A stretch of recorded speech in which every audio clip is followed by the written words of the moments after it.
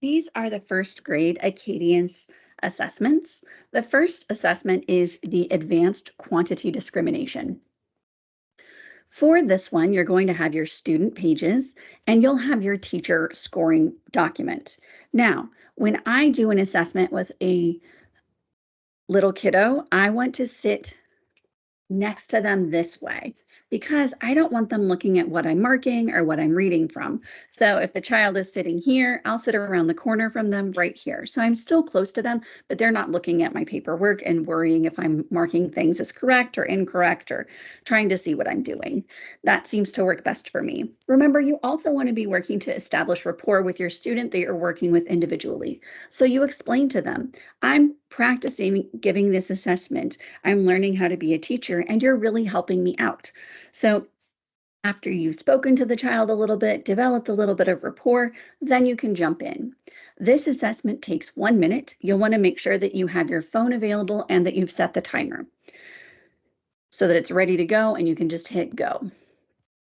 Then you're going to make sure you read the directions. I encourage you to read the Acadience manual for advanced quantity discrimination and the other assessments for first grade, just so that you know exactly how to score them. It won't take very long. It's only a few pages each. Now, make sure that you have reviewed the manual and say these directions to the student. If you're worried about finding your place, you can highlight the directions on the student's paper if that makes you feel more confident. That's totally up to you. So you're going to give the child this paper and you're going to say, we are going to look at boxes that have 2 numbers in them, and you are going to tell me which number is more. This is 14, and this is 22. 22 is more. Your turn. This is 56, and this is 48.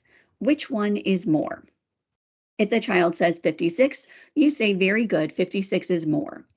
If the child gives an incorrect response or does not respond within 3 seconds, you say 56 is more. Your turn. Which one is more?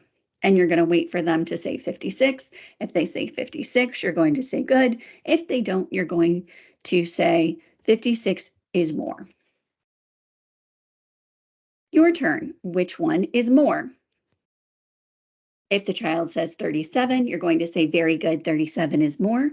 If the child gives an incorrect response or doesn't respond within 3 seconds, you are going to say 37 is more.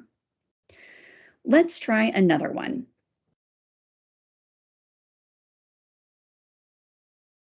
If the child doesn't respond, you're going to prompt them with which one is more.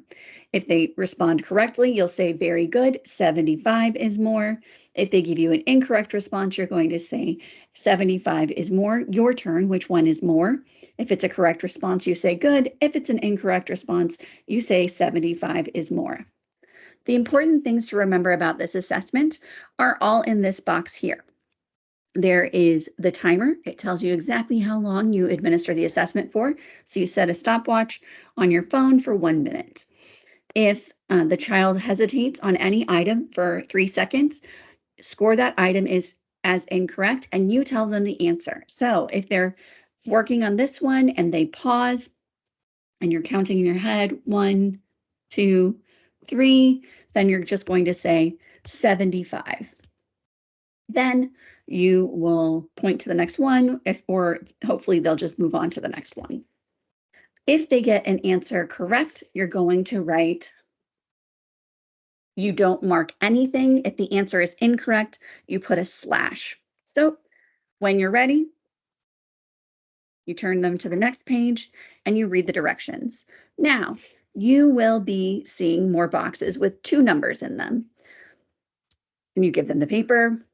Start here, go this way, and tell me which number is more.